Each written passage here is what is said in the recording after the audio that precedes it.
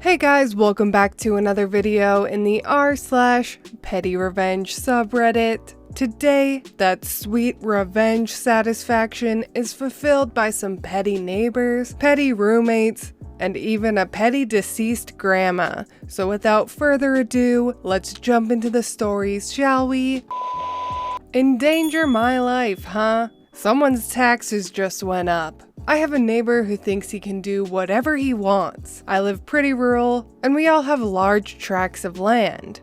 His is next to mine. He trespasses all the time, hunts out of season, commonly known as poaching, and is pretty much a pain in the ass. One day he decides it's perfectly fine to shoot his gun in our direction and continues to do it even after we yelled and said, "There's people over here, stop." I might add that the police here are pretty much worthless. But you see, I have a very long memory. This stupid guy built a huge house and barn on his place, but the tax records here show that he only owns a vacant lot and has been paying almost nothing in taxes for over 10 years. He never told the county he built his house and barn.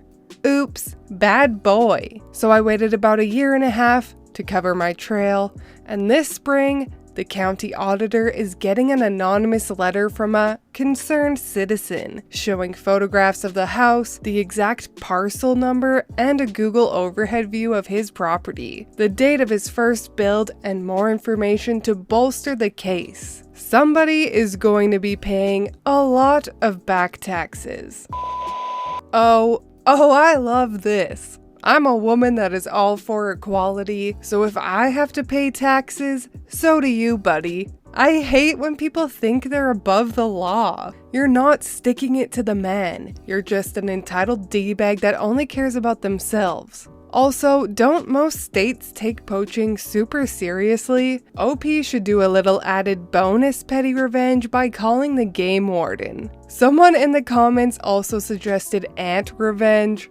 So, you know what that means. Release the crack ants! Do not touch. I did. I touched it. 5 years ago, a friend and I decided to rent a 3-bed, 2-bath duplex together. My friend got the ensuite, and I was happy to take the second, larger room, but we split rent 50-50. So about 5 or so months into renting, my roommate told me she was having trouble making rent on time and wanted to get one of her mates to rent the other room and we would all split the rent equally. I was okay with having extra money, so I agreed. Now the new roommate moved in and didn't want to be included in our arrangement to take turns buying necessities. We took turns buying toilet paper, cleaning products, food. She wanted to pay her own way, and I was not offended by this. To each their own. My original roommate decided if it was going to be like this, we may as well do it too. This was after I had done the last shop for the house that was due to run out, so I was a bit like, yeah, we can do that, but I'm not happy. I got over it fairly quickly though,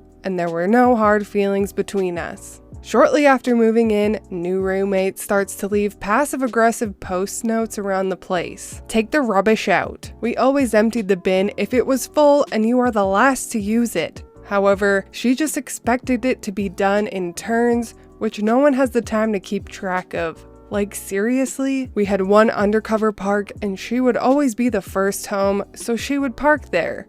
One time I got home before her and parked there, and the next day there was an A4 piece of paper on the wall claiming it was her car park and I was not to park there. I don't remember this being in the agreement, and to be honest, I was a bit pissed with all the notes being around. So I told her we can take turns parking undercover, but in a not so calm way. I was stressed and over it. Nothing more was said and she obliged. Now by this time I feel like I'm walking on eggshells in my own home because this new roommate is a nightmare. She leaves her toilet paper in the main toilet, the one that guests use, etc. One day I noticed a post-it note saying, "Do not touch." I was so over these ridiculous notes everywhere, I took a picture of me touching the post-it note and sent it to her through text. In my opinion, I thought I was pretty funny and felt like I had a good laugh. I was side-eyed and ignored for a good week. When the lease ran out, I was not renewing or living with them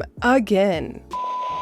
Now this is pettiness. It did nothing but make somebody mad, with OP getting nothing out of it except for pure satisfaction. A true petty queen. I would have taken it further and in return put post-it notes on everything that's mine. I bought that fork. Nope, can't use it. I brought the TV here from somewhere else.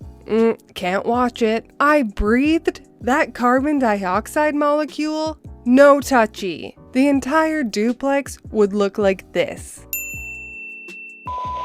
All this fighting over something so small. I was watching Lord of the Rings last night and remembered this. My family has been fighting like vultures over who has my grandmother's ring for the past 6 months. She died last year, and all of her children, age 60 plus, think one of them took it while she was sick. One aunt says it was promised to her/her daughter, but there is no mention in the will, and she thinks my uncle took it because he was around my grandmother the most. I'm treated like the black sheep of the family, where I don't really get invited to weddings or family events in general. I try to put my best foot forward, but usually end up feeling like I'm being taken advantage of. Last time I got invited to be involved, it was because I had money. I also inherited my grandmother's house, and they left it trashed/ransacked after her funeral, including locking her senior cat in a bedroom with no food or water.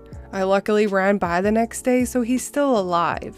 When I furiously asked who locked up the cat and why, the answer I got was basically, "Oh, I don't know, that's bad, so if you find that ring, can you mail it to me?" What none of them know is my grandmother gave me the ring before she started getting sick and didn't tell anyone because she thought it would start a fight. Edit. Thank you for all the awards. Wow. Okay, a few more details. All of the family live really far away and they're pretty old. I don't think they could break in if they tried. And I keep the ring in a safe, very hidden location.